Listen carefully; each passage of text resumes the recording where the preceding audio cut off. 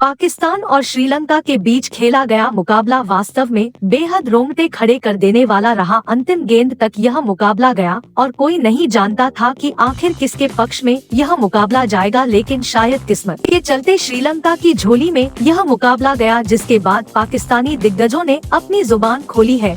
तो चलिए बताते हैं क्या कुछ कहा पाकिस्तान के बाहर होने के बाद। लेकिन अगर आप भी चाहते हैं भारतीय टीम एशिया कप जीते तो वीडियो को लाइक जरूर कीजिएगा। पाकिस्तान और श्रीलंका के बीच इस मुकाबले में बारिश ने शुरुआत से ही खलल डाली हुई थी, जिसकी वजह से जब मैच शुरू हुआ तो 45 ओवर का यह मुकाबला था। बाबर ने टॉस को जीतकर पहले बल्लेबाजी चुनी और यह फैसला पूरी तरह से गलत रहा, क्योंकि फखर जमान शुरुआत से ही बीट हो रहे थे और 4 रन के स्कोर पर बोल्ड हो गए। पाकिस्तान की टीम शुरुआत से ही दबाव में थी, लेकिन अब्दुल्ला शफीक और बाबर के बीच एक शानदार साझेदारी हुई। अर्धशतक की साझेदारी ने टीम को थोड़ा मजबूत स्थिति में पहुंचा ही दिया था कि इस बीच बाबर आजम 29 रन बनाकर स्टंप आउट हो गए और उसके बाद मोहम्मद रिजवान क्रश पर आए थे, जिन्होंने अब्दुल्ला शफीक के साथ पारी को आगे बढ़ाने की जिम्मेदारी तो उठाई, लेकिन 52 रन बनाकर शफीक भी पथिराना की गेंद पर आउट हो गए। पाकिस्तान की टीम ने लगभग 22 ओवर में 100 रन के स्कोर पर 3 विकेट गिर चुके थे। उसके बाद पाकिस्तान की टीम काफी ज्यादा दबाव में आ चुकी थी। मोहम्मद हारिस सिर्फ 3 दिन बनाकर आउट हुए और उसके बाद नवाज भी सिर्फ 12 रन ही बना सके। 130 रन के स्कोर पर 5 विकेट हो चुके थे और ऐसा लग रहा था कि पाकिस्तान की टीम अब देर हो जाएगी, लेकिन उसके बाद बारिश हुई और खेल 42 ओवर का हुआ। लेकिन उसके बाद ही रिजवान और इफ्तिखार में अलग ही ताकत देखने को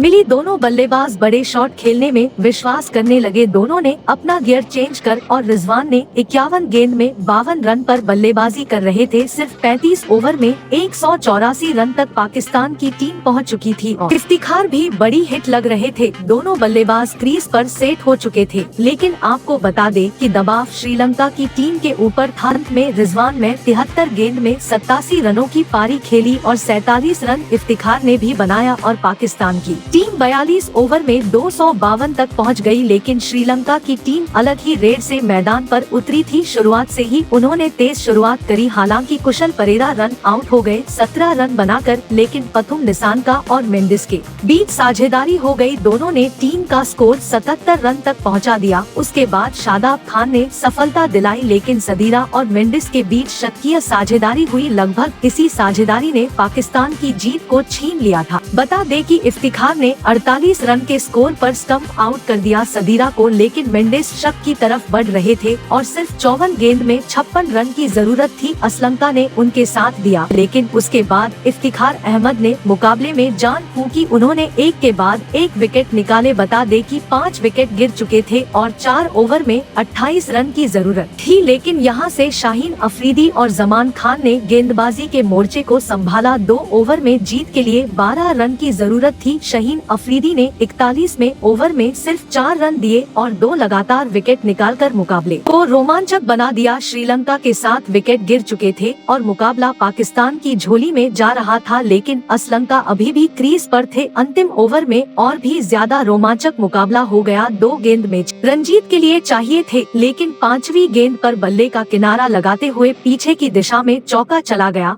और अंतिम गेंद पर भागकर आसानी से 2 रन ले लिया और इस तरह श्रीलंका की टीम इस मुकाबले को जीत गई। वही हार के बाद शाहिद अफरीदी का बड़ा बयान सामने आया, जिसमें उन्होंने कहा पाकिस्तान की टीम ने कुछ गलतियां करी थी। गेंदबाजी में शुरुआत में विकेट नहीं निकाल पाए, लेकिन अंत में शानदार वापसी करी, वह तो किस्मत का साथ के का लीजिए कि अंतिम ओवर में गेंद बल्ले का किनारा लेते हुए चौका चला गया, वरना यह मुकाबला पाकिस्तान की टीम ही जीत जाती और भारत के साथ फाइनल होता। लेकिन किस्मत के साथ श्रीलंका ने बाजी मारी। शोएब अख्तर ने भी इस बीच अपना बयान जारी किया। उन्होंने कहा कि हमारी टीम इस मुकाबले को गेंदबाजी की वजह से आ रही है। शुरुआत में विकेट निकलना हमारे ऊपर इतना भारी पड़ा कि यह मैच हमारी टीम हारी है। भारतीय टीम की गेंदबाजी हमें अपनानी चाहिए थी। जैसे भारत ने श्रीलंका की शुरुआत में विकेट निकालकर उन पर दबाव बना लिया था। कुछ हमारे खिलाड़ी इंजर्ड हो गए, जिसकी वजह से एक मजबूत गेंदबाजी के साथ इस मुकाबले में टीम नहीं उतरी थी। इन जवाब ने कहा कि कुछ भी कहे, यह सब किस्मत की वजह से हुआ है।